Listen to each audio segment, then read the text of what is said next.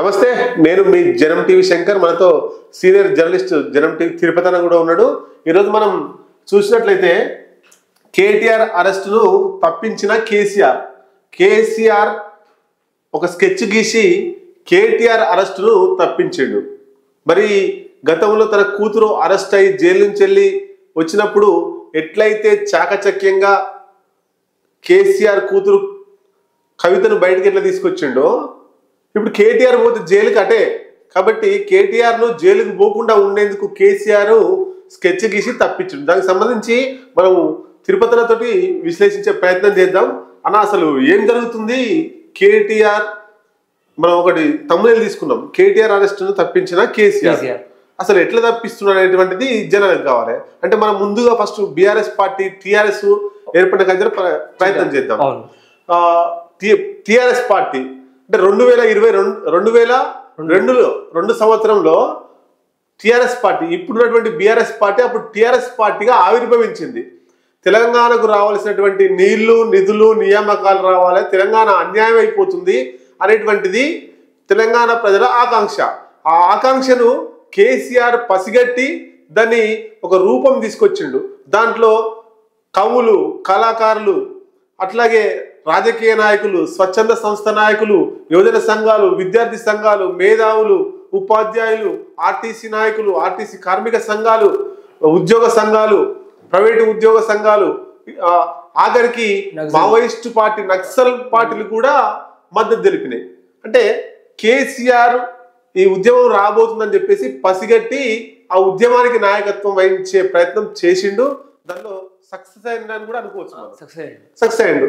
అట్లే ఉద్యమం చేస్తూ ఉద్యమం తెలంగాణ రాష్ట్రం వచ్చింది.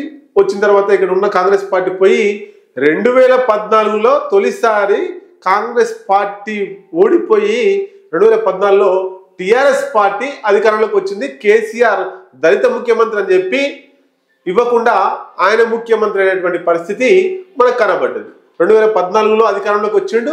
అట్లాగే 2018 అధికారంలోకి వచ్చిండు. 2 సార్లు కూడా అధికారంలోకి వచ్చిండు. కేసీఆరే ముఖ్యమంత్రి అయిండు. అదంతా మనకు తెలుసు. అయితే ఇది జరుగుతున్న తరుణంలో తన కూతురు, అంతే కదా కవిత, తన సొంత కూతురు అయినటువంటి కల్వకుంట్ల కవిత లిక్కర్ కేసులో ఆమెకు ఎమ్మెల్సీ పదవి ఇచ్చిండు. వాళ్ళ అల్లునికి రాజ్యసభ సీట్ ఇచ్చిండు. ఆమెకు ఎంపీ కూడా ఇచ్చిండు. నిజామాబాద్ నుంచి ఎంపీ కూడా, నిజామాబాద్ ఎంపీ గెలిచింది, ఓడిపోయింది. మళ్ళీ ఎమ్మెల్సీ ధర్మపురి అరవింద్ మీద పోటీ చేసి సెకండ్ సారి ఓడిపోవడం వల్ల ఎమ్మెల్సీ చేసిండు. అంటే తన ఫ్యామిలీని ఎట్లా చూసుకోవాలో అట్లా చూసుకుండు మంచిగా.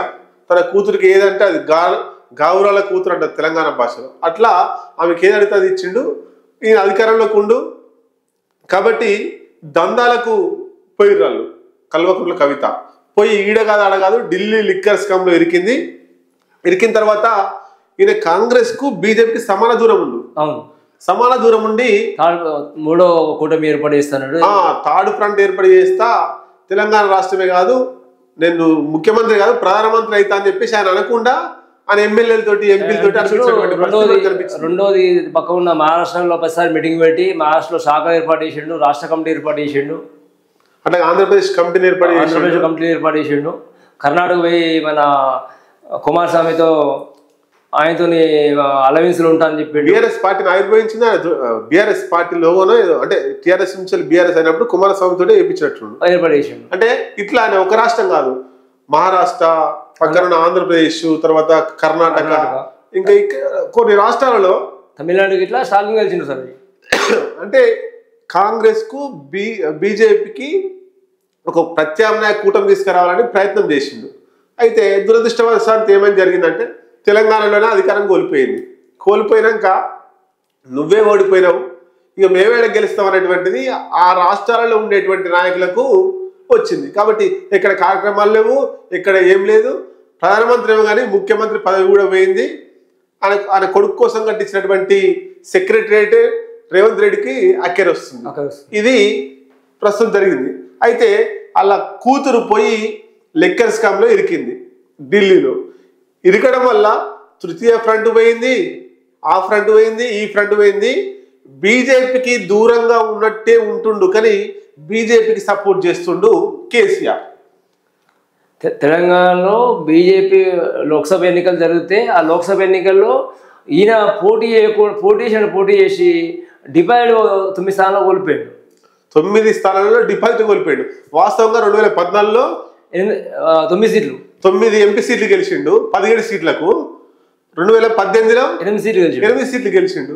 మరి 2024 మొన్న జరిగిన ఎన్నికల్లో 23 అన్న 24 ఎన్నికలు 2024 ఎన్నికల్లో 1-2 గెలవాలి కదా, 8 నుంచి వెళ్ళి ఎగ్జామ్ 0కి రాదు కదా. అంతకుముందుకు కాంగ్రెస్ పార్టీ అపోజిషన్ ఉంటే 3 సీట్లు గెలిచారు, బీజేపీ వాళ్ళు 4 సీట్లు గెలిచారు, కానీ ఈయన 1 సీటుకి గెలవలేకపోయాడు. అంటే దీని వెనుక మర్మం ఏముంది అనేటువంటిది మీరు గమనించాలి. అంటే బీజేపీతో కుమ్మక్కై బీజేపీ అభ్యర్థులు గెలవడానికి కేసీఆర్ ఉపయోగపడ్డాడు మొన్న లోక్సభ ఎన్నికల్లో. గ్రామ స్థాయి నుంచి కార్యకర్తలు కూడా చెప్పిండు మనం కాంగ్రెస్ గెలవద్దు అంటే బీజేపీ సపోర్ట్ చేయాలి. ఇండైరెక్ట్ గా బీజేపీ సపోర్ట్ చేసారు అన్ని గ్రామాల. అంటే కాంగ్రెస్ గెలవద్దు అనేటువంటిది కేసీఆర్ వ్యూహం. గెలిస్తే బీజేపీ గెలిచినా బీజేపీ సపోర్ట్ చేస్తే నా కూతురు బయటకు వస్తుంది. అంటే కాంగ్రెస్ కంటే ఒక్కడి బీజేపీ ఎక్కువ వచ్చినా బీజేపీ తెలంగాణలో ఉందని చూపించుకోవడం కోసం ప్రయత్నం. ఆ లోపాయికార ఒప్పందం ఏంటంటే బీజేపీకి సపోర్ట్ చేయడం వల్ల వాళ్ళ కూతుర్ని బెయిల్ ఇచ్చి పంపిస్తారు. అవును, అట్లే అది వాళ్ళ లోపాయికార ఒప్పందం. బీజేపీ పెద్దలతోటి ఏదైతే కురుచుకుందో లోపాయికార ఒప్పందం, అది లోక్సభ ఎన్నికల్లో 100% కేసీఆర్ సక్సెస్ అయ్యాడు. కానీ తన పార్టీని తానే బొంద పెట్టుకుండు తన బిడ్డ కోసం. ఆయన ఉద్యమ పార్టీ 2002 స్టార్ట్ అయిన పార్టీని సొంత కూతురు కోసం అమ్మేసిండు, బొంద పెట్టిండు. రాజకీయ ఆత్మహత్య చేసుకున్నాడు కేసీఆర్. ఆత్మహత్య చేసి బిడ్డ కాపాడాడు. పార్టీ ఏమైనా సరే, ఉద్యమ పార్టీ ఎటువైనా సరే, కానీ నా బిడ్డ బాగుండాలి, నా బిడ్డకు బెయిల్ రావాలి, నా బిడ్డ ఇంటికి రావాలనేటువంటిది కేసీఆర్. అట్లాగే వచ్చింది. పార్టీ మొత్తం సర్వనాశనం అయిపోయింది. తెలంగాణలో అధికారం కోల్పోయింది. అసెంబ్లీ పార్లమెంట్ ఎన్నికల్లో 1 సీటు కూడా గెలవలేదు. ఇది కూతురు కోసం కేసీఆర్ లోక్సభ ఎంపీలు గెలవకుండా కేసీఆర్ వేసినటువంటి నాటకం ఇది ఒకటి. ఇప్పుడు జరుగుతున్నటువంటి పరిస్థితుల్లో కేటీఆర్ కూడా అరెస్ట్ అయ్యే అవకాశాలు 100% ఉన్నాయి. ఎందుకోసం? తెలంగాణ రాష్ట్రంలో కాంగ్రెస్ పార్టీ అధికారంలోకి వచ్చి ఫోన్ ట్రాపింగ్ ఒక కేసు ఉంది. రెండవది విదేశ కంపెనీకి సంబంధించిన డబ్బులు మలిపిండి 50 కోట్ల అని ఒకటి ఉంది. రెండిట్లో కేటీఆర్ ఇరుకపోయాడు. కేటీఆర్ విలువకుండా నా రేపే అరెస్ట్ చేస్తాను కేటీఆర్ అంటారు. కేటీఆర్ ఇంకా మాట్లాడితే ఏమన్నాడంటే, ఆయన ఫిక్స్ అయ్యండి నేను జైలుకి పోతాను, జైల్లోకి పోయి నేను యోగా చేసుకుంటా, ఆరోగ్యంగా ఉంటా, పుస్తకాలు చదువుతా అని చెప్పి చెప్పుకొస్తుంది. అంటే మైండ్లో ఫిక్స్ అయ్యండు. మరి కూతురు అరెస్ట్ అయ్యి కొడుకు అరెస్ట్ అయితే ఇజ్జతి పోతుందేమని కేసీఆర్ మళ్ళొక్క పథకం పందింది. ఏం చేస్తుందంటే, మహారాష్ట్రలో ఎన్నికలు జరుగుతున్నాయి. ఇప్పుడు అసెంబ్లీ ఎన్నికలు మహారాష్ట్రలో జరుగుతున్నాయి కాబట్టి అసెంబ్లీకి సంబంధించి కేసీఆర్ కు అటు బీఆర్ఎస్ పార్టీకి ఏం సంబంధం లేదు మహారాష్ట్రతోటి. మహారాష్ట్రలో అసలు బీఆర్ఎస్ పార్టీ వాళ్ళు పోటీ చేస్తలేరు. అయినా బీఆర్ఎస్ పోయి బ్యానర్ పెట్టుకొని గులాబీ బ్యానర్లు పెట్టి ఇంటింటికి పెద్ద నాయకులు తిరుగుతలేరు, కింది స్థాయి కార్యకర్తలు తిరుగుతూ ఏం చెప్తున్నారు? వాళ్ళు కాంగ్రెస్ పార్టీకి ఓటేయద్దు అంటున్నారు.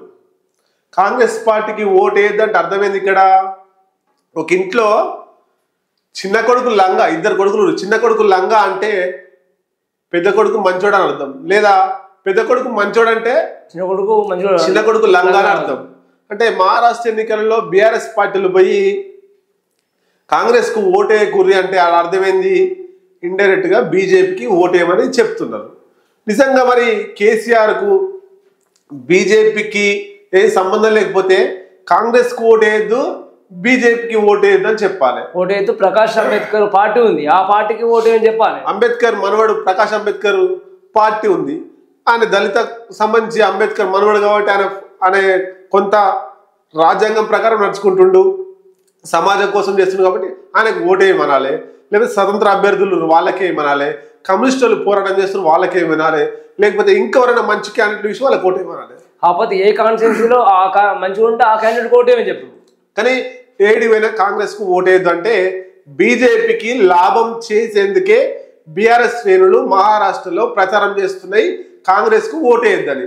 దీని ద్వారా ఏమవుతుంది? బీజేపీ తోటి కేటీఆర్ బీఆర్ఎస్ బంధం బలపడుతుంది. అక్కడ బీజేపీ అధికారంలోకి వస్తే కేసీఆర్ మళ్ళా జైలు పోకుండా ఉంటాడు, కేటీఆర్ జైలు పోకుండా ఉంటాడు.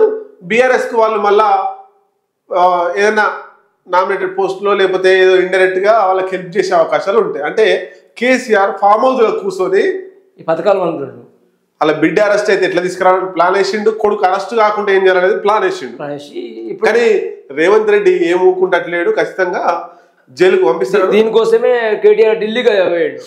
మొన్న 12 తారీఖు, ఈ నెల 12 తారీఖు కేటీఆర్ ఢిల్లీ పోయిండు. ఢిల్లీకి ఎందుకు పోయిండు? అక్కడ అంటే పేపర్లలో మీడియాలో వచ్చింది ఏంటంటే రేవంత్ రెడ్డి మీద కంప్లైంట్ చేయడానికి పోయిండు. రేవంత్ రెడ్డి బామ్మర్దికి 1000 కోట్ల ప్రాజెక్టులు ఇస్తుండు, అది కరెక్ట్ కాదు, అని మీద చర్యలు తీసుకోవాలని చెప్పేసి పోయిండు. కేంద్ర పట్టణాభివృద్ధి శాఖ మంత్రి మనోహర్ లాల్ ఖట్టర్ను కలిసిండు. ఏది మీడియాకు సంబంధించి. కానీ లోపల జరుగుతున్నది ఏంది? బీజేపీతో ఒప్పందాలు, బీజేపీతో రహస్య సంబంధాలు, మహారాష్ట్రలో మా వాళ్ళు ఎట్లా పాల్గొంటున్నారు, మీరు మాకేం హెల్ప్ చేయాలి, మీకు మహారాష్ట్రలో మేము ఏం హెల్ప్ చేస్తాం, నన్ను అరెస్ట్ కాకుండా చూడుర్రి, నన్ను అరెస్ట్ కాకుండా చూడరు అనేది కేటీఆర్ కేంద్ర పట్టణాభివృద్ధి శాఖ మంత్రి పోయి కలిసి వచ్చిండు. నిజంగా నువ్వు కేంద్రం నుంచి నిధులు రావాలంటే తెలంగాణ రాష్ట్రంలో రేవంత్ రెడ్డి మీద ఎట్లా ఫైట్ చేస్తున్నావో తెలంగాణలో ఉంటూ బీజేపీ మీద అట్లా ఫైట్ చేయాలి. పత్రికా సమావేశాలు పెట్టాలి, మీటింగ్ పెట్టాలి, ర్యాలీలు చేయాలి, కేంద్ర ప్రభుత్వం నిధులు విడుదల చేయాలని చెప్పాలి.